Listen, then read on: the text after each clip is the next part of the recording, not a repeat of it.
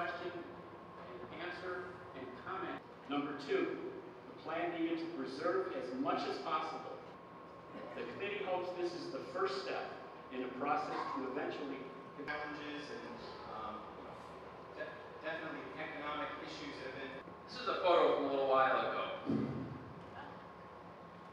I first got, on a personal note, I first got started, and that's exactly what's been happening.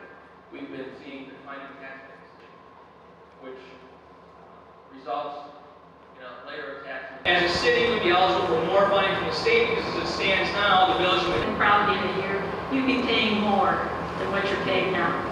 As far as this Entity that would be created between the towns and the village prior to dissolution, in the formal range or even within a single government, you can do that. A village dissolution is up to those people that pay village tax, and those are village residents and village taxpayers.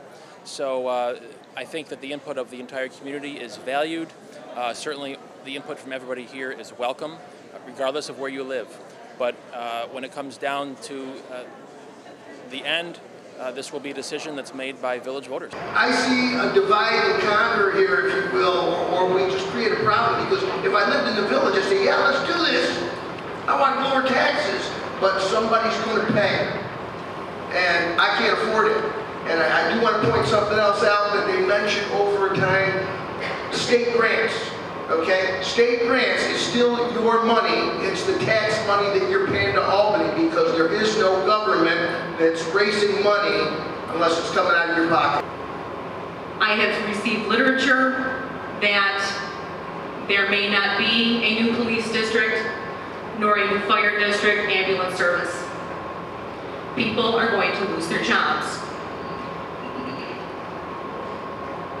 I don't see the benefit to the village taxpayers if we are losing those services and if the towns and the villages are losing positions, period.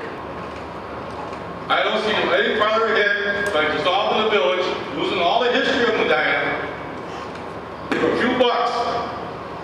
Plus my village, the Shelby tax is going to go up. My town tax in Shelby is going to go up. So where am I going to save any money?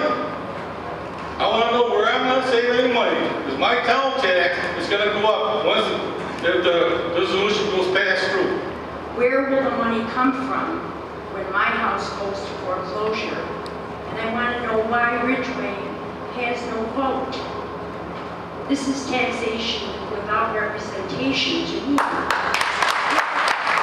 If a person is not happy with that or feels that the level of services the towns will provide, they'd be happy with, then perhaps they don't need a village.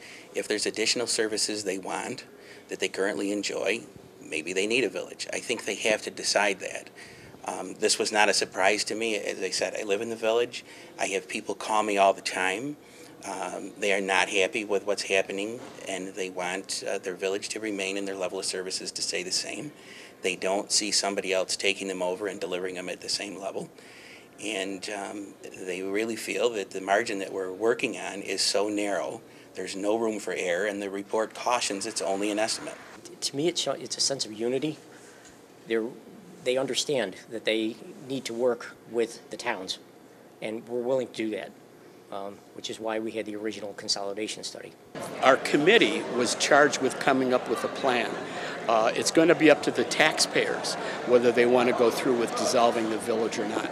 So the committee really doesn't have a say in that. We're just putting a plan together that we think makes sense and met the 3 objectives that we started with.